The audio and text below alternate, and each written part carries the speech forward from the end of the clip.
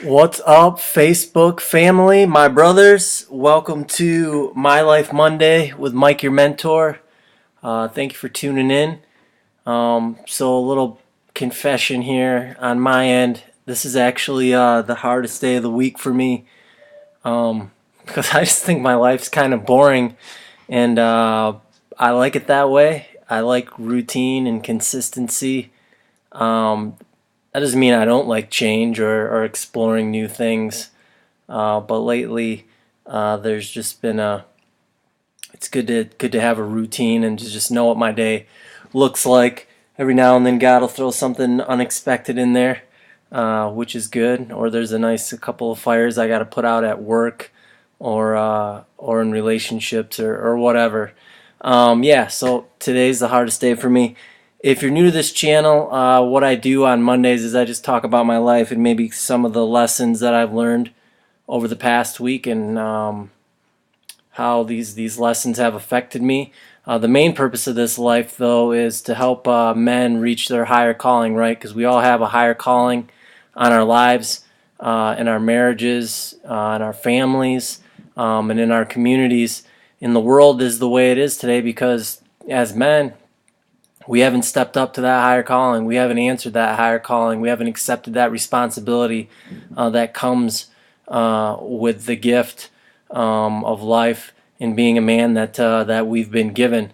So this whole channel, the whole goal of me posting every day for 2019 is just to share the wisdom and the lessons that have been imparted on me through life and through other men who have come alongside me and refused to let me become a statistic or let me not live up to my potential. So this is part of how I honor them and that legacy that they've sown in me. So I guess the first thing I want to talk about from my week this past week is the power of confession, right? Um, that can be kind of a scary word, especially for men, because we can be very afraid to confess how we're feeling and the things that we're dealing with to anybody else. I guess no matter what sex they are, but specifically when it comes to sharing those things with another man, we do good at playing the game about lying to ourselves and lying to others about how we feel and what's really going on inside our head, and the emotions that we carry around. Because as men, that's what we've been taught by society, right? That's the false lie that's out there. Just shove those things down, and you don't talk about those, and you just push through. Um, and not to say that there's not a time and a place where you do need to suck it up and you need to, just bust through a wall or press on. But the majority of time, um, confession and sharing is a very healthy part of life. And like, here's why, right? Like, so the Bible says in James, confess your sins to one another so that you may be healed. It doesn't say so the other person can be healed. It says that you could be so that you can be healed. And I've experienced that firsthand in my life, in many ways. And I know lots of other men, the men that I talk to on a weekly basis, that experience that, right? Like, when you're holding something inside, like, that's creating a burden, and that's placing a burden on your back, and now you're carrying that around. And it may not be a physical weight, but it's a mental and an emotional weight. And some of the symptoms of that, play out with, you can feel it in your shoulders and just your attitude, and how you treat people, how you talk to them. Sometimes when I'm carrying a burden and I'm holding stuff inside, the way that it plays out in my own life is, to be quite honest with you, is I get short and snappy with my wife and with my family, and they don't deserve that. They definitely don't deserve that. And sometimes that plays out with other people. So we've talked a lot about that on this channel already. So I just want to encourage you, if there's something that's bothering you, if there's something that is in your life that maybe is shameful, I want you to have courage, man.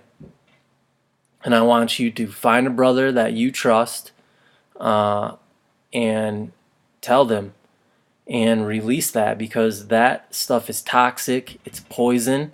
It will eat you up. It will drag you down, and it might not be immediately. I mean, there's things that have been in my life that I didn't think were there, that I thought I had dealt with a long time ago, and God brought those back up to me and said, hey, what about this? You need to deal with this. And for whatever reason, maybe I just made an excuse in the moment. But once I was able to actually deal with that and to release that, I can't explain how good I felt, and how freeing I felt. And I see that all the time. I just had this experience with a good brother this past Saturday, where we were sharing some stuff, and it took courage to share these things, for both of us, but the freedom that was experienced through doing that, there's no words you can put to it. I mean, you just walk lighter, you feel more at peace, your mind is more clear, you're able to make better decisions because you don't have that junk weighing you down in being cloudy.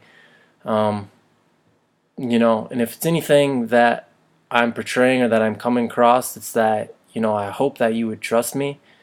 I want to be a trustworthy person, and I just want to tell you guys the truth about the things that have happened in my life, so that you can better your life and learn from the mistakes I made. And one of the mistakes that I made in my life was just holding this stuff in and not having somebody or not finding somebody that I could trust to share these things.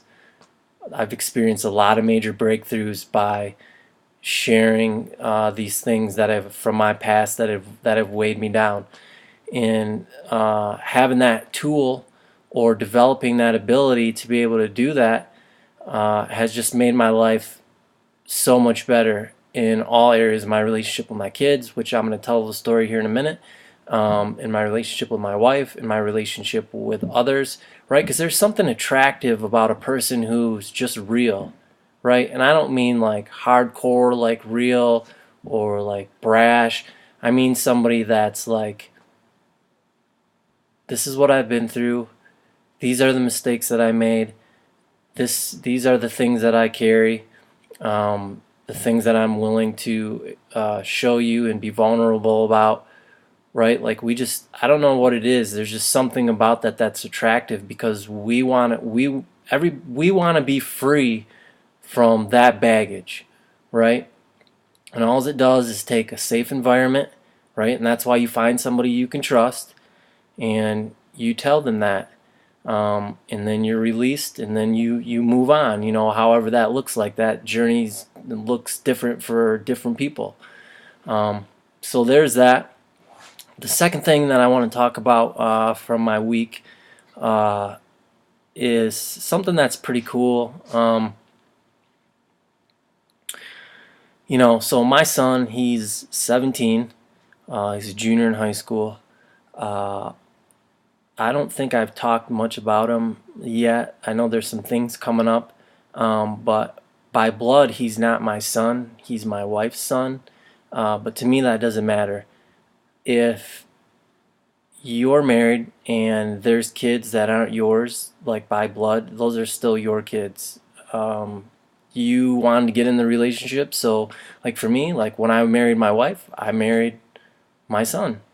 And I didn't see him as being my stepson. I always viewed him as being my son, right? And I think that that's the way that should be. So I say all that to say that, right, like I can put myself in his shoes and how that must have been for him, right, for this other man to be coming in his life and him wondering, like, what are you doing? What do you want with my mom? How is this going to play out with me? Because I was kind of in some similar situations, right, in my own life. I had a stepdad at one point. My mom dated guys, and I would always wonder, what do you want with my mom? Like, and then, a lot of the majority of these guys would, like, either try to be buddy buddy with me, or they would try to just come in and like be a super enforcer and like tell me the way things are going to be. Like there was no tact to how they operated. And I don't know if that's because, they never had that own experience in their lives, or they were just trying to figure it out and that's what they thought they had to do.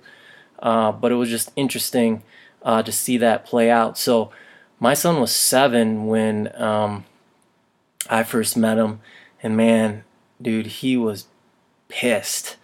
Uh, my wife took the train up from Chicago because that's where she had been living, and he came with her. And he got off the train, and right away, just arms crossed, just mean old look on his face. He didn't say one word. Sat in the back of my car the whole way to my house. And then it was kind of interesting. So we get to my house, and I had this cat, and I had this laser pen, and he still wasn't talking. And I was like, hey, you want to see something cool? And he just glared at me, right? And so I took this laser pen and I started shining it on the wall, and my cat would like literally, it didn't matter where that laser pen, it would like scale the wall, up the wall to like get this laser pen. And so I shined it on the wall, and this cat comes running out of nowhere, climbs up the wall, and this dude like falls on the floor dying of laughter. He can't believe how funny it is, right? So then he stands up, and then he like puts his hand out, so I give him the laser pen, and then he's like trying it out. And then, that was good icebreaker. So then he kind of calms down, and, and we're able to start building a little bit of a relationship. I think that night we watched Superman together, which he appreciated.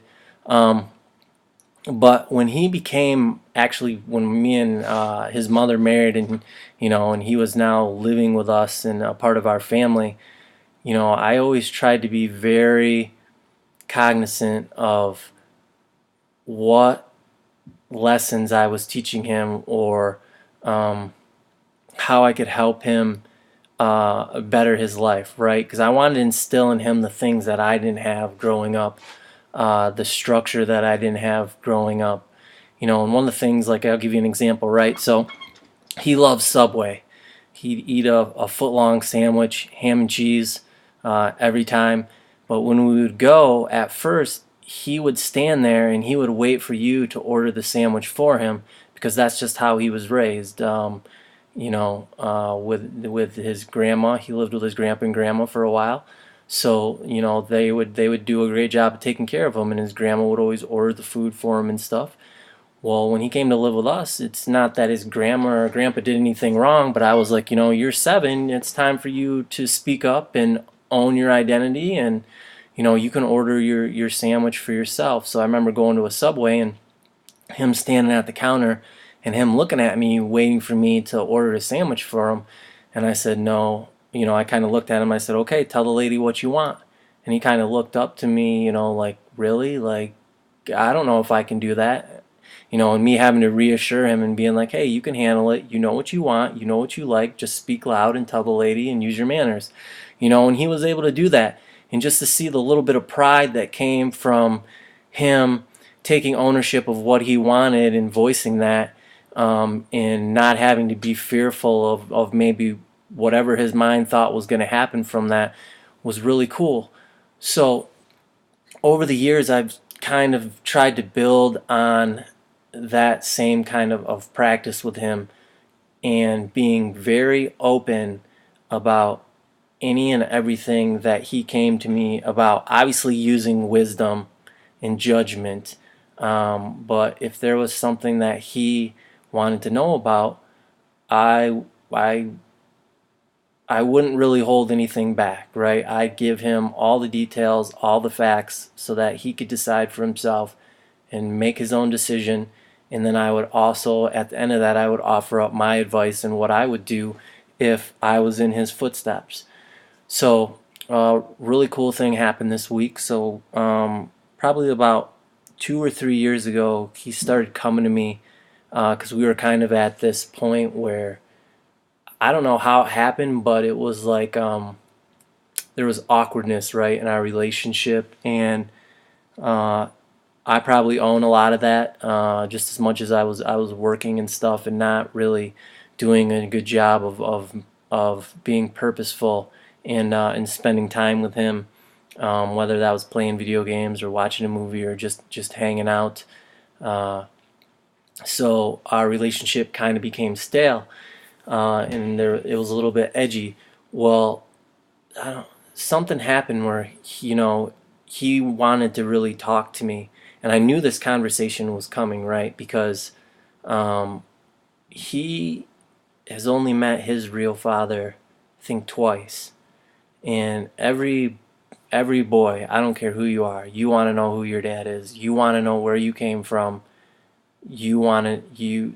There's that attachment to that dad. I shared my story last week about my father and him, only coming to one of my basketball games my whole life, and how my only goal was to make him proud of me, and how he didn't see that, and how that affected me. So I knew this conversation was coming at one point or another, right? And so he asked me if we could take a drive, if we could get in the Jeep and drive and just talk. And I know we had been kind of on edge, so we get in the Jeep and we go around and we drive, and it's probably a good 2.5 hours that we talk, and he shares all these thoughts about, his dad, and should he reach out to him and contact him, and you know, me just reassuring him that, if he does reach out to his dad and his dad doesn't respond, that doesn't change anything in his life. He's still my son. I still love him.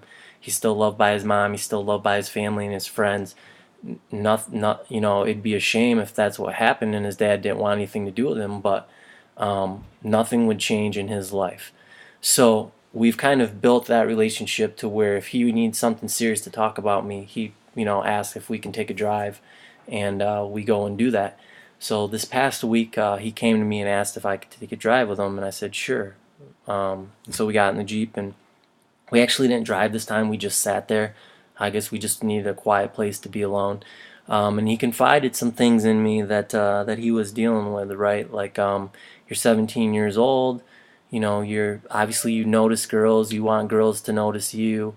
There's this whole relationship dynamic, right? So I'm listening to him explain the thoughts that he's having, and what he's thinking about his life, and as a believer in Jesus Christ, I always ask my son, if there's confusion or anything, like, what is God telling you? Like, what are you hearing from God?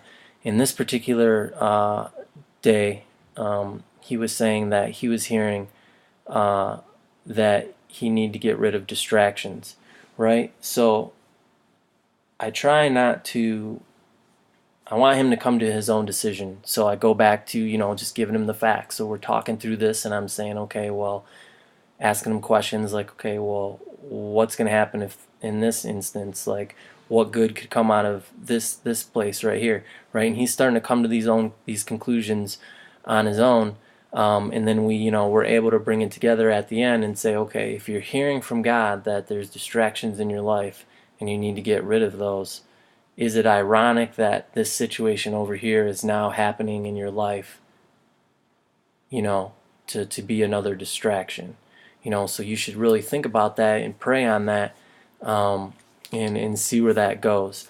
So, that's what we did. We prayed a little bit together, and then he made a game plan for what he was going to do and how he was gonna figure this out. So I say all that to say that it's really cool that, you know, my son can come to me and we have this relationship where we're open and we're honest, and I don't have to withhold details from him, and he doesn't withhold details from me. I mean, some of the times he doesn't know how to express that, and he kind of hesitates, or maybe he's wondering what I'm going to think, but just reassuring him that, I'm going to be there for him, and I'm going to love him, and I'm going to help him through whatever the situation is, and I'm always going to be honest with him, like, right? Like, I'm always going to tell him what he needs to hear, not what he wants to hear. Just like my grandpa always imparted on me, and to do for my friends. So, if you have kids of your own, whether they're stepkids or your own kids, I just want to encourage you, right? Like, build that bridge of trust with them, of empathy, right? Like, obviously we're their parents, What the heck? Oh, that was interesting. Sorry, I don't know if you guys saw me, but my computer screen just came on. But so as I was saying, build that empathy, build that respect, build that trust. So when those hard things in life come up, they don't run to social media. They don't run to maybe bad friends that they or bad sources that they may have in their life. They come to you because they trust you and they know that you'll not in a disrespectful or a talking down type of tone, that you're going to come alongside them and you're going to help them guide them through the process, right? So that's really cool. That's pretty much it for what I want to talk to you guys about on My Life Monday. Tomorrow is Tuesday Thoughts, where we're going to talk about the difference between headship and leadership, right? I've been talking about this idea for probably a good 2 weeks, and now we're really going to flesh this out and paint a picture of what that looks like using an analogy that I learned from a guy, Scott Prickett, that's really awesome and really reinforces that visually for us, right? So I hope I'll see you tomorrow. If you found this content good, please just share it, like it, spread the word, because there's a lot of brothers out there that are struggling, and a lot of brothers that they don't have hope or they don't know what to do, and that's what this is all about, right?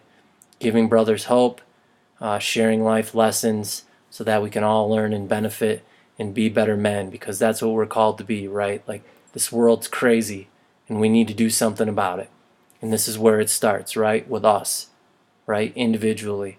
And then that will spread, right? Throughout our communities and on to the next generations, so that things can go back to some sort of normalcy in the world.